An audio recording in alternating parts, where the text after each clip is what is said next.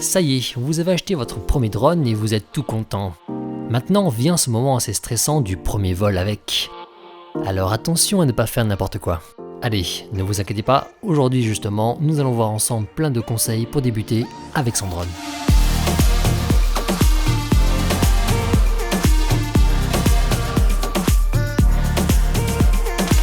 Salut à tous, bienvenue pour cette nouvelle vidéo, bienvenue sur la chaîne Nikorama. Aujourd'hui on va reparler de drone. Ça y est, vous avez acheté votre premier appareil, vous êtes trop content, vous débutez à peine, vous voulez plein de conseils pour bien appréhender les premiers vols, pour vraiment voler en toute sérénité, tout ça. Eh bien ne bougez pas, on va voir aujourd'hui 10 conseils pour vous aider pour vos premiers vols avec un drone. C'est parti!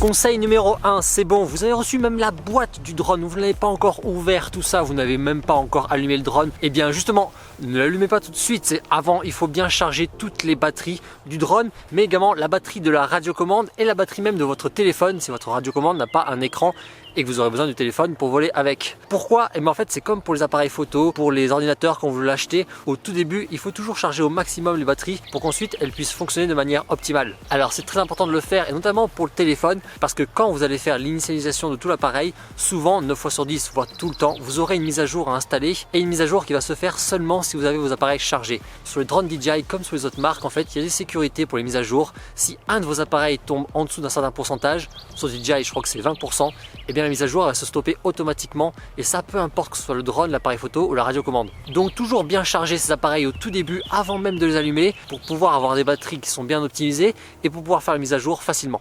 Effectivement, une fois tous vos appareils bien chargés, vous pouvez relier votre radiocommande à votre téléphone, allumer le drone, la radiocommande, lancer l'application sur votre téléphone et vous laisser guider par le processus de mise en route sur l'application.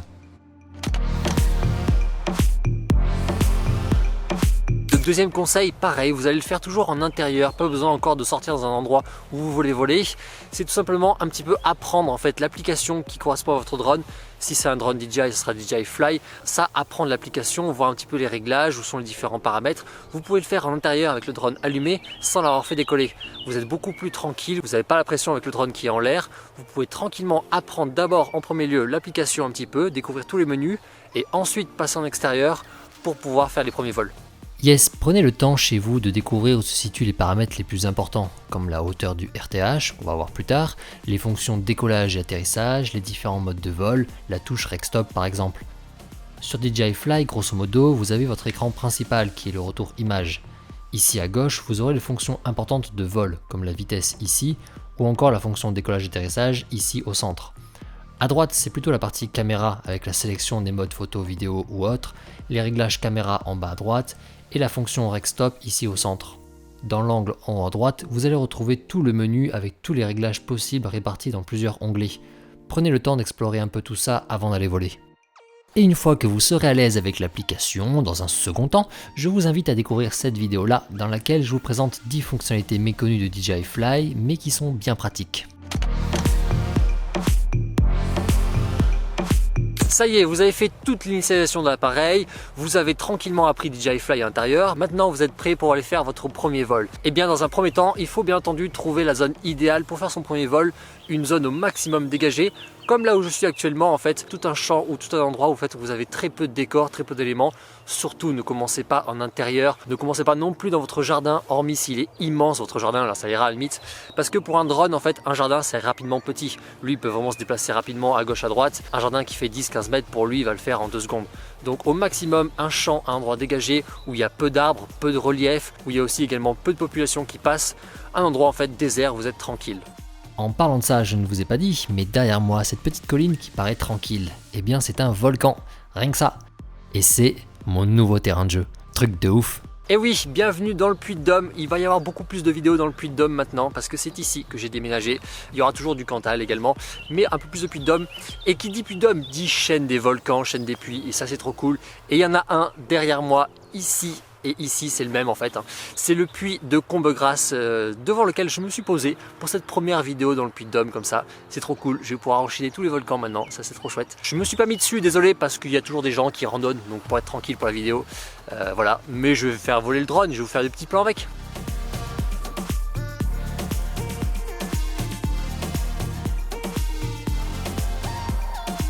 Bref, on en revient au sujet de la vidéo.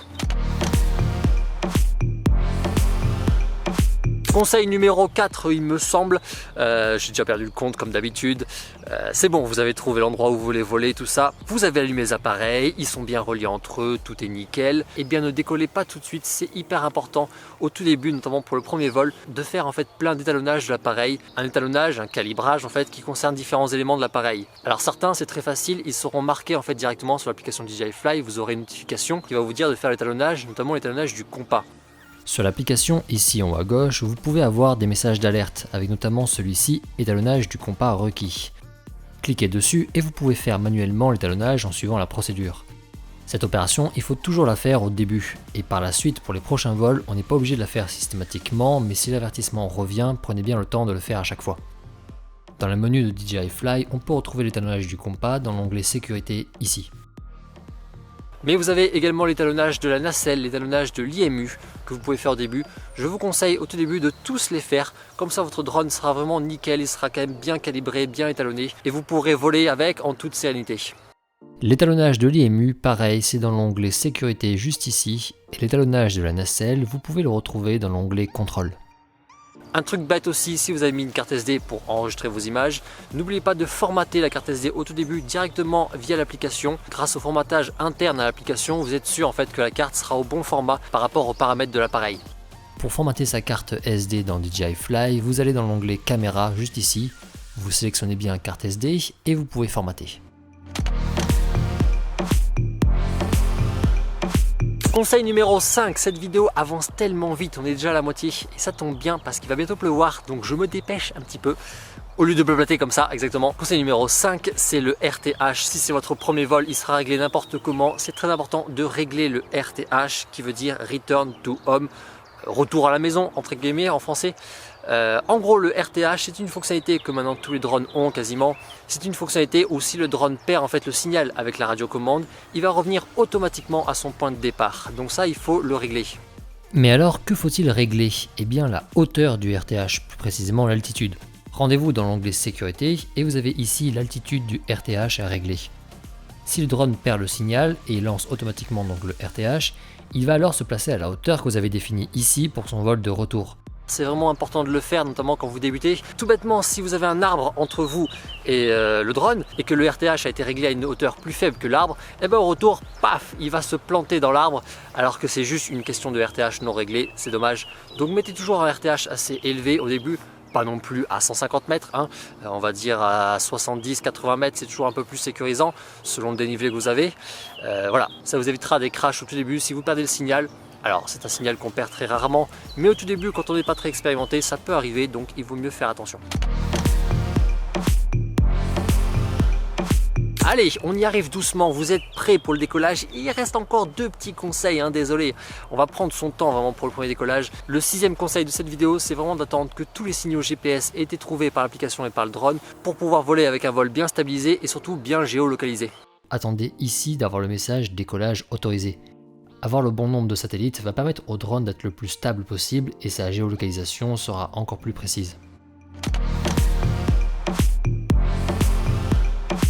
Conseil numéro 7, ne pas écouter ce que dit Nico. Il disait juste avant qu'il va pleuvoir et maintenant il y a du soleil, c'est normal. Non, rien à voir. Conseil numéro 7, c'est bon, vous êtes quasiment prêt pour le décollage. Et bien juste avant de décoller, c'est très important de trouver la bonne zone de décollage et d'atterrissage avec votre drone. Ça paraît rien comme ça, mais en fait faire décoller et atterrir un drone, c'est pas si simple que ça. Il faut vraiment le trouver le bon endroit et il y a plein d'endroits qui ne correspondent pas. Le premier endroit, notamment c'est là où je suis bêtement. Tu as un champ, il est tout nickel, sauf qu'en fait ton champ, comme vous pouvez peut-être un petit peu le voir, il y a ça de hauteur d'herbe. Du coup ton drone tu vas pas pouvoir le faire décoller là-dedans. Il va falloir lui trouver un endroit vraiment dégagé où tu n'as vraiment aucune herbe qui va pouvoir en fait toucher les hélices et toucher la caméra avec de l'humidité, avec de la terre, tout ça, ce qui va pouvoir le salir et surtout qui va pouvoir en fait créer un petit peu de conflit par rapport aux hélices. Donc un endroit plat, pas besoin de sortir une bulle non plus, hein. Un endroit plus ou moins plat ça ira très bien, qui est bien dégagé dans les alentours, pas sous un arbre avec des branches à côté et on n'y pense pas forcément, mais évitez également les chemins en terre. Tout simplement parce que sur un chemin en terre vous avez beaucoup de poussière, beaucoup de terre et quand vous allez faire décoller ou atterrir l'appareil, eh bien il y a plein de poussière, de terre qui va s'envoler en fait avec les hélices. Et ça va arriver dans le drone, ça va arriver dans les petits trous et surtout ça va arriver sur l'objectif de la caméra directement qui va du coup devenir totalement sale. Donc ça, faites très attention, c'est vraiment un piège de décoller sur un chemin en terre. On pense que c'est tout nickel, c'est tout plat, tout bien. Et en fait, quand vous allez faire décoller ou atterrir le drone, vous allez récupérer plein de saleté sur l'appareil. C'est un petit peu dommage.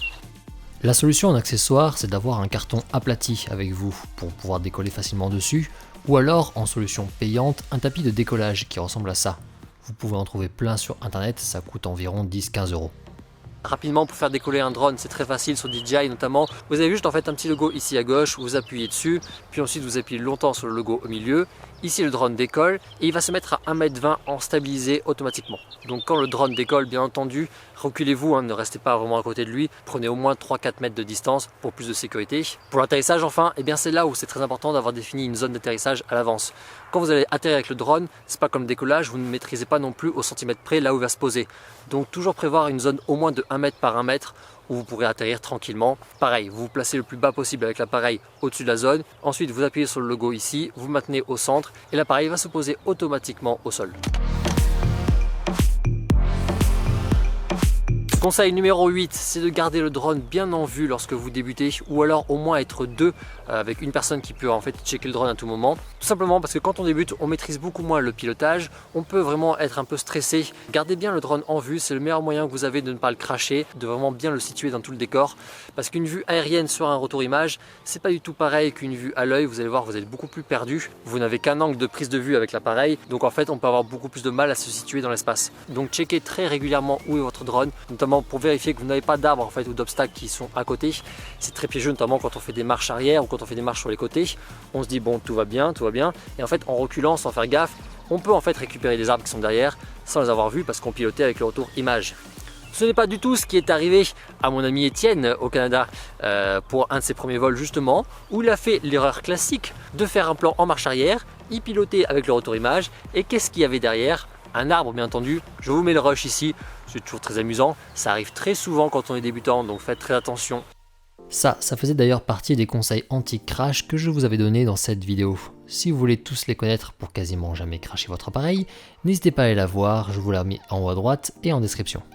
Ne l'éloignez pas trop non plus, parce que ça va vous permettre en fait d'avoir toujours un signal de très bonne qualité, et 2 parce que vous serez beaucoup plus tranquille en fait en ayant toujours un contact visuel. Quand on le perd de vue, on est un petit peu stressé, on peut du coup l'envoyer dans des mauvaises directions sans le savoir. Donc gardez assez proche, pas trop proche non plus quand vous débutez, vous ne maîtrisez pas forcément tout le pilotage, donc évitez bien entendu de laisser le drone très proche de vous. Mettez-le toujours au moins à 10-20 mètres de haut et au moins à 10-20 mètres sur les côtés par rapport à vous. Voilà, on ne vole pas près des personnes quand on débute, on ne fait pas le malin s'il vous plaît. C'est le premier vol, on débute, on est un peu des quiches, c'est normal. Conseil numéro 9, je peux pas faire 9 avec une seule main. Conseil numéro 9, putain, je sais même pas faire 9. 9, voilà, c'est ridicule, complètement. Conseil numéro 9, parce qu'on est des quiches, justement, comme je disais juste avant, volons en mode Cine Smooth au tout début. Alors, qu'est-ce que c'est le mode Cine Smooth? Je pense que vous connaissez. C'est l'un des 3 modes sur DJI. Sur d'autres drones également, ça s'appelle smooth, ça s'appelle ralenti, peu importe. C'est le mode où vous allez le moins vite avec votre appareil. Vous avez 3 modes, Cine Smooth, Normal, Sport, c'est juste les vitesses qui changent en gros. Cine Smooth, vous allez voler doucement et donc du coup en volant doucement, les mouvements sont beaucoup plus lents et donc si jamais on fait des erreurs de pilotage, c'est beaucoup moins grave, notamment si sans faire exprès on l'a envoyé près d'un décor.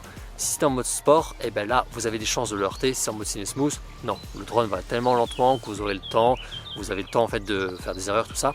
Quand on débute, c'est toujours pas mal de se mettre en mode Cine Smooth pour bien apprendre le pilotage. Ensuite, on passera en mode normal si on le souhaite. Le mode sport, c'est vraiment pour quelques utilisations très précises. Ne le sélectionnez pas au début, ça sert quasiment à rien. Même pour moi actuellement encore, le mode sport, ça sert quand même très peu souvent, hormis pour le faire revenir quand je suis un peu en urgence. Sinon non. Apprenez en mode Cine Smooth, c'est beaucoup plus tranquille, le drone va beaucoup plus lentement. Sur les drones qui ont cette radiocommande là, c'est facile, vous n'avez qu'à changer le mode de vol ici pour mettre tout à gauche Cine Smooth. En haut à gauche sur DJI Fly, vous avez du coup le mode indiqué, c'est comme Cine Smooth. Vous pouvez également changer le mode en cliquant dessus directement, notamment pour tous ceux qui n'ont pas l'option sur la radiocommande.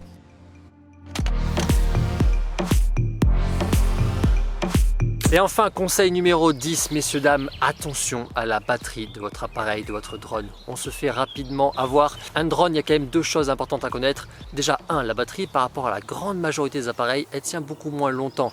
On parle d'un appareil qui est en train de voler, la batterie elle se décharge beaucoup plus vite. Un drone, grosso modo, au bout de 20-25 minutes, il n'a plus de batterie.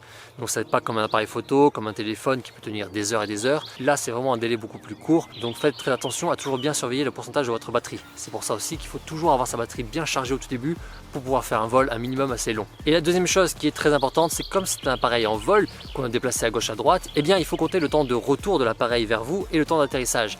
Et ça peut prendre un petit peu de temps, notamment quand on débute et notamment si on n'a pas très bien défini à l'avance une zone d'atterrissage. Gardez-vous au moins toujours 30% de batterie restant. Ne volez jamais en drone avec une batterie faible, c'est quand même assez dangereux, notamment quand on débute. Il n'y a que dans les situations d'urgence où on n'a pas fait attention, où là, à la limite pour le ramener, on n'a pas trop le choix, donc ok. Mais sinon, surveillez bien la batterie. Quand on est débutant, à 30% de batterie, faites-le atterrir. 30% pour vous dire, ça vous laisse à peu près 5-6 minutes de batterie. Donc un temps assez tranquille pour le faire revenir et pour le faire atterrir.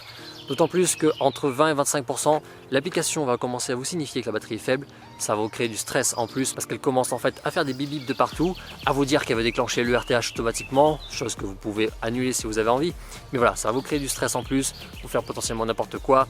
Donc à 30%, on est sage, on revient, on atterrit quand on débute. Et ensuite, quand vous serez un peu plus foufou, vous ferez ce que vous voulez. Mais au tout début, faites attention à ça. Et bien voilà, on arrive à la fin de cette vidéo, 10 conseils pour vous aider pour vos premiers vols. J'espère que ça vous a plu, j'espère que ça vous a été utile. Si vous voulez retrouver plein d'autres conseils, notamment pour faire des belles images, c'est ici ou ici, on verra bien en fonction, je ne me rappelle plus. Voilà, c'est plein d'autres vidéos en fait pour découvrir plein d'autres conseils pour l'utilisation de drone. Je vous laisse aller faire un tour sur la chaîne pour découvrir toutes les autres vidéos. Du coup, je vous laisse me faire un petit retour en commentaire, en like si ça vous a plu, vous abonner, tout ça, vous connaissez la chanson. Je parle rapidement, je n'ai aucune raison de parler rapidement alors qu'en fait tout va bien, je suis tranquille ici. Je vais aller maintenant faire mes petits plans drone que vous aurez vu tout au long de la vidéo. Ça va être chouette, il me tarde, ça fait quand même 3 semaines que je n'ai pas fait de drone avec mon déménagement. Voilà, bref, j'arrête de parler, je vous souhaite une bonne semaine. Le DJI Mini 3 va bientôt sortir, on le sait tous, ça va arriver bientôt. Bref, un drone de plus, mais il va être chouette. Allez, salut, ciao.